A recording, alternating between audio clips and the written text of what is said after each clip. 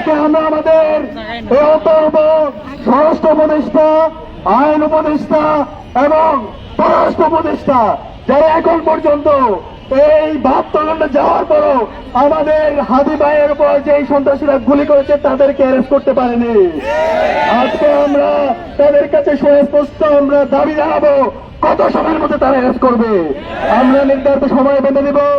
এর মধ্যে যদি তারা এই সন্ত্রাসীদেরকে অ্যারেস্ট করতে না পারে, সারা বাংলাদেশে জুলাইয়ের প্রজন্ম যেভাবে রাস্তায় নেমেছিল জুলাইয়ে, তার চাইতে তীব্র গতিতে সারা দেশের সংগ্রামী মুক্তিকামী ছাত্র জনতা রাজপথে নামবে ইনশাআল্লাহ। একই সাথে আজকে 16 মাস হয়ে গেল বিপ্লবের, কিন্তু খুনি হাসিনা এবং তার দূষণদের গত 16 বছরে যে অবৈধ অস্ত্রগুলো তারা জমিয়েছিল, ভারত থেকে দিল্লি থেকে যে অস্ত্রগুলো দেশে ঢুকেছে সেগুলো এখন পর্যন্ত উদ্ধার হয়নি। আমরা নির্ধারিত সময় বেঁধে দিব। এই সময়ের মধ্যে এই সকল অবৈধ অস্ত্রকে উদ্ধার করতে হবে। একই সাথে এই খুনি হাসিনা এবং তার দোসররা বিভিন্ন জায়গায় তারা আজকে লুকিয়ে আছে। তারা মিডিয়ায় বসে ষড়যন্ত্র করছে, তারা সচিবালয়ে বসে ষড়যন্ত্র করছে, তারা বিশ্ববিদ্যালয়ে ষড়যন্ত্র করছে, তারা টকশোর মাধ্যমে আবার এই খুনি হাসিনাকে প্রাসঙ্গিক করার চেষ্টা করছে। বিচারের দাবিতে আজকে আমরা নির্ধারিত সময় বেঁধে দেব। এর মধ্যে যদি এই সমস্ত ফ্যাসিস্টদেরকে, খুনি হাসিনা এবং তার দোষরদেরকে অ্যারেস্ট করা না হয়, তাহলে বাংলাদেশের মুক্তিকামী ছাত্র জনতা তীব্র আন্দোলনের মাধ্যমে এই অন্তর্বর্তীকালীন সরকারের বিরুদ্ধে আন্দোলন গড়ে তুলবে। একই সাথে আমরা আজকে 16 মাস পরে খুনি হাসিনার রায় হয়েছে। রায় হওয়ার পরে আজকে এই দিল্লির যারা দালালরা আছে তারা খুনি হাসিনার পক্ষে জনমত পালন করছে। বিশ্ববিদ্যালয়ের শিক্ষক নামের কিছু কলাঙ্গাররা তারা এই খুনি হাসিনার পক্ষে তারা স্টেটমেন্ট দিয়েছে। দাবি তো আজকে আমরা আমাদের দাবি উত্থাপন করব। একই সাথে আমাদের যেই খুনি হাসিনা এবং তার দোসররা দেশের বিভিন্ন জায়গায় ছড়িয়ে ছিটিয়ে আছে তাদেরকে যেন দ্রুত সময়ের মধ্যে অ্যারেস্ট করা হয়। সারা দেশে যেন চূড়ান্ত অভিযানের মাধ্যমে ছাত্রলীগ, আওয়ামী লীগ, যুবলীগের সন্ত্রাসীদেরকে অ্যারেস্ট করা হয়, সে দামে আমরা উত্থাপন করবো। নির্ধারিত সময় আমরা বেঁধে দিব।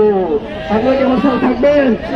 একই সাথে কালচারাল ফেসিস্টরা যারা আমাদের জুলাইয়ের সহযোদ্ধা এবং আমরা যারা জুলাইয়ের প্রজন্ম আছি, আমাদেরকে যারা হত্যাযজ্ঞ করেছে তাদের বিরুদ্ধে আজকে আমরা আমাদের অবস্থান পরিষ্কার করব। তাদেরকে সামাজিকভাবে আমাদেরকে বয়কট করতে হবে। আমি জাহাঙ্গীরের মতো যে সমস্ত কোয়াঙ্গাররা আছে যারা খুনি হাসিনার পক্ষে জনমত উত্তোলন করে, আমার ভাই শরীফ উসমান হাদিকে যখন শোধ করা হয়, গুলি করা হয়, তখন যারা মেহরিকে উল্লাস করে তাদেরকে বাংলাদেশে ঠিকানা দেওয়া হবে না। সবাইকে এই স্বাধীন বাংলাদেশের বিচারের আওতায় নিয়ে আসা হবে। আমি আপনাদেরকে সুশৃঙ্খলভাবে শেষ পর্যন্ত আজকের এই জমায়েত উপস্থিত এবং অবস্থান থাকার জন্য আহ্বান করছি।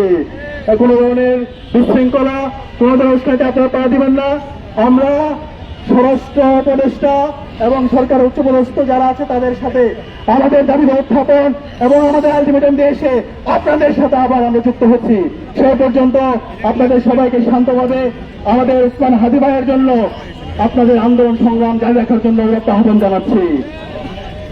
প্রিয় ভাইরা, আপনারা জানেন আমাদের এই ভিড়ের মধ্যে অনেকে প্রবেশ করে সাইবোটেজ ঘটাতে পারে, সুতরাং আপনারা সর্বোচ্চ সতর্ক থাকবেন। তবে কোনো ক্লাব মঞ্চের মুখপাত্র এবং ঢাকা ৮ সম্ভাব্য এমপি প্রার্থী শরীফ ওসমান হাদির উপর হামলার ঘটনায় আইনশৃঙ্খলা পরিস্থিতির অবনতির প্রতিবাদে স্বরাষ্ট্র উপদেষ্টার পদত্যাগের দাবিতে ঢাকা বিশ্ববিদ্যালয়ের অন্যতম ছাত্র নেতা এবং ডাকসুর বিপি সাদিক কায়েমের নেতৃত্বে স্বরাষ্ট্র উপদেষ্টার অভিমুখে শিক্ষার্থীরা রওনা হচ্ছেন। এবং তারা এখান থেকে ঠিক তারা স্বরাষ্ট্র উপদেষ্টার যে পদত্যাগ, সেই পদত্যাগের বিভিন্ন স্লোগান তুলছেন।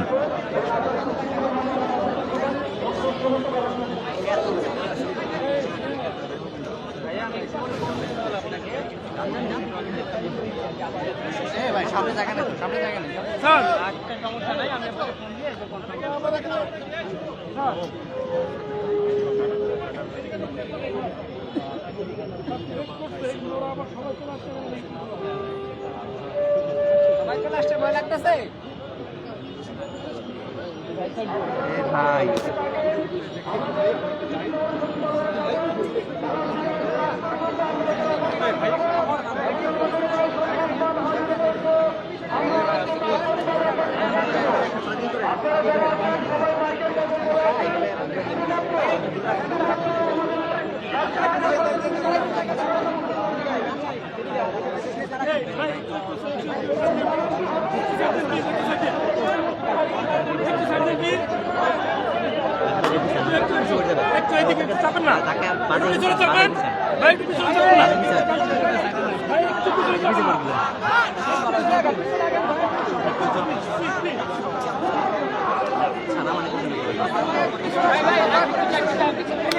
সবাই একটু পিছনে রাখেন, প্লিজ।